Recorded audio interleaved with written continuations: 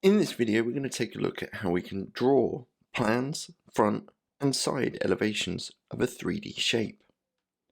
So looking at the example on the left hand side, a plan is looking straight down on a shape. It's equivalent to the bird's eye view. Shading in all the faces that I would see looking straight down, I would see this, this, this, and also this one. The idea is I want to replicate this same pattern of squares on the square grid. So I have something that looks like an L shape, made up of 4 squares because I could see 4 faces, and it would be in this L shape orientation. The front view, I'd see these 2 faces, and also these 3. The difference being, I wouldn't see necessarily this layered effect. So the front view,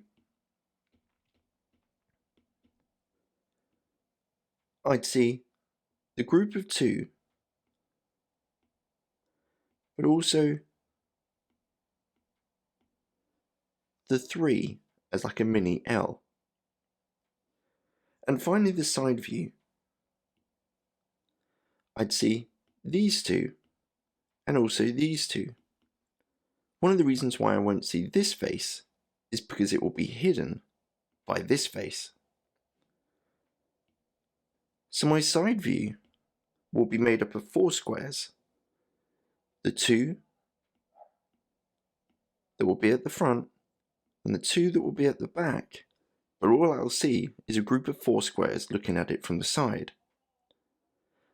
Pause the video here and have a go at the question on the right hand side. When you're ready for the answer, press play.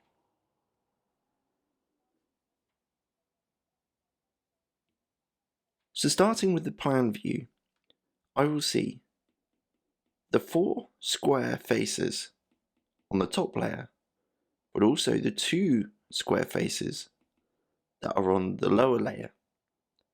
Altogether, this will make a rectangle that is 2 by 3. So my plan view will be the L shape on the top layer and also the 2 that are on the lower layer, and therefore I've got my 2 by 3. For the front view, I'll see the L shape, but also the smaller rectangle. So I'll see an L made up of 4 squares, but also the 2 that's slightly set back. And finally the side view, I'll see the 3 created by the mini L, and also the 1 that is set back. And this will produce, as a side view, a 2 by 2 square, because it will have my L shape and the 1 that is set back.